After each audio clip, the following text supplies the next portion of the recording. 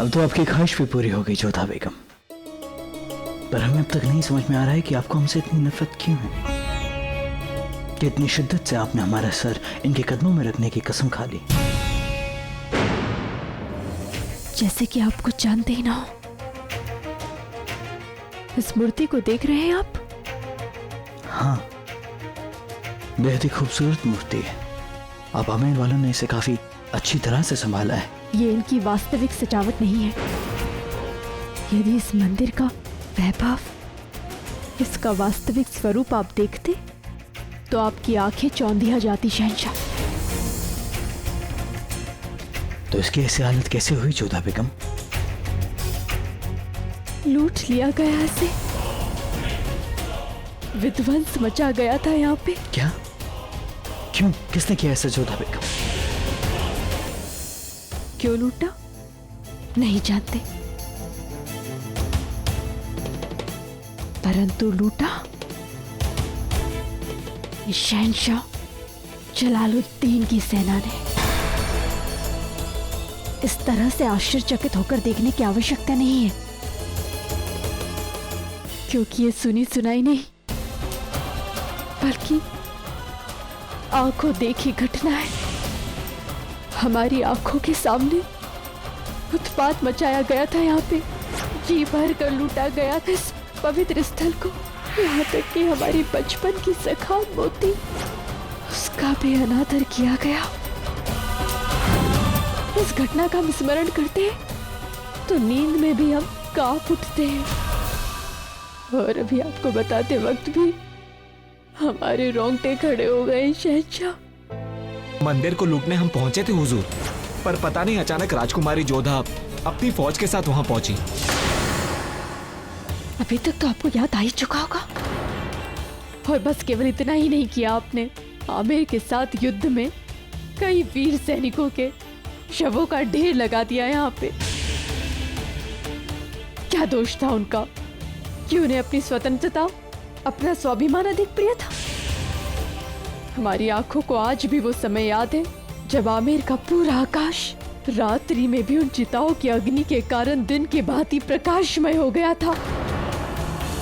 हमारे यहाँ युद्ध में प्राण देना सम्मान की बात माना जाता है, परंतु दुख इस बात का है कि एक से एक वीर योद्धाओं को आपकी सैनिकों की रक्त पिपासु तलवार और छल के बलि चढ़ा दिया गया। इन्हीं सब वजहों से हम आपसे घृणा करते हैं। एक भी कारण बताइए जिससे हम आपसे घृणा ना करें, बताइए। जोधा बेटी, हमने कुछ प्रसाद राजा सा और रानी सा के लिए रख दिया है। धन्यवाद पंडित जी। आज इस मंदिर में पूजा करके हमें बहुत शांति मिली।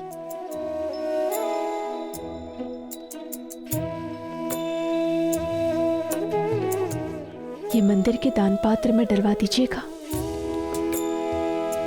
सदा सुहागन रहो बेटी। तुम्हारा सौभाग्य सदैव बना रहे। यशस्वी पुत्रों की माता बनो।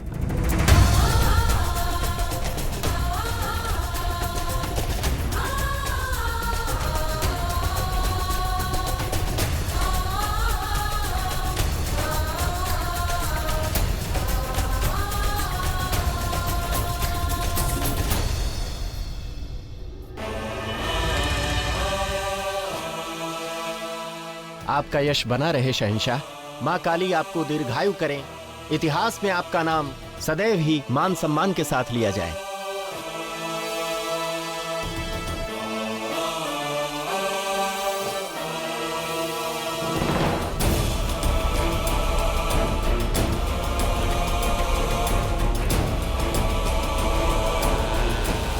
हमें समझ नहीं आता का साहब, इतने सख्त इंतजामात होने के बावजूद, इतने काबिल वजीर होने के बावजूद हर मामले की खबर हम तक क्यों नहीं पहुंचती, या हर खबर हम तक पहुंचने से पहले बदल दी जाती है, एक तरफा या अधूरी होती है, जिसके बिना पर हम सामने वाले को अपना दुश्मन समझ बैठते हैं, जिसके बाद दुनिया हमें अपना सबसे बड़ा दुश्मन समझती है। हम कबूल करते हैं हुजूर, खबर आते आते उसमें कुछ बदलाव हो जाते हैं, पर यह हर सल्तनत में होता है। पर यह हमारी सल्तनत में नहीं होगा का साहब। ये मामला हम सब के लिए बहुत ही संजीदा मुद्दा है।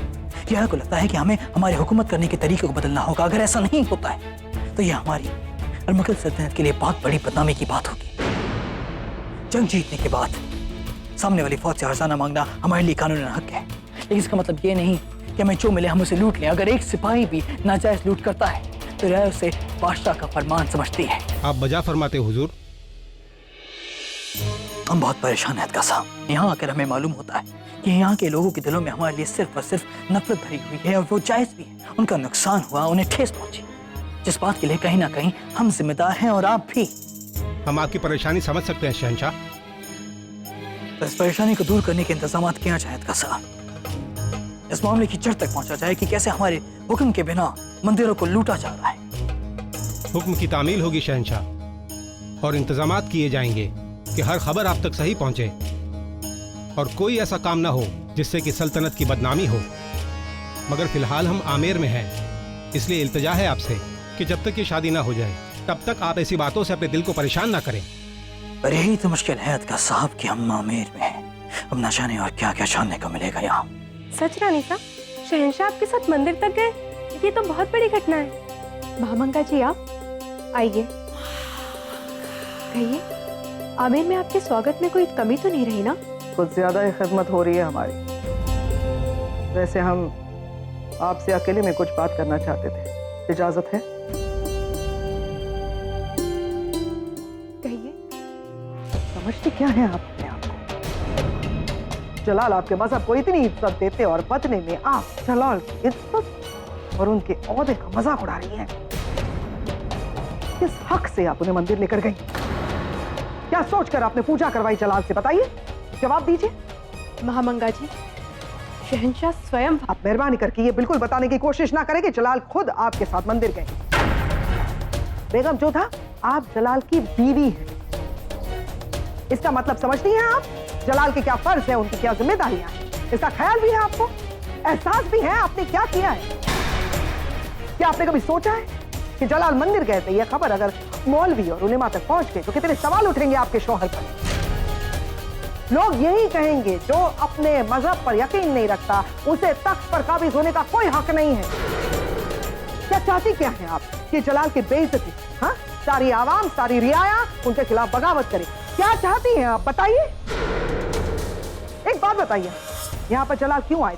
आपकी बहन सुकन्या के निकाह में शरीक होने के लिए। तो क्या आपके यहाँ ये रिवाज है कि निकाह से पहले दामाद को मंदिर में जाकर पूजा करना जरूरी है? ऐसा रिवाज है? नहीं है। तो क्यों लेकर गई आप? जवाब दीजिए बेगम जोधा। अब हमें यूं मत देखिए। किस हक से, क्या सोचकर आप लेकर गई उन्हें मंदिर? और यह सवाल हम आपसे महामंगा बनकर नहीं, मुगल सल्तनत के वजीर आला के नाते पूछ रहे हैं, और हमारा ये हक है और आपका ये फर्ज बनता है कि आप हमारे सवाल का जवाब दें। हम आपसे सीधा सीधा एक सवाल कर रहे हैं कि आप जलाल को किस हक से और क्या सोचकर मंदिर लेकर गई?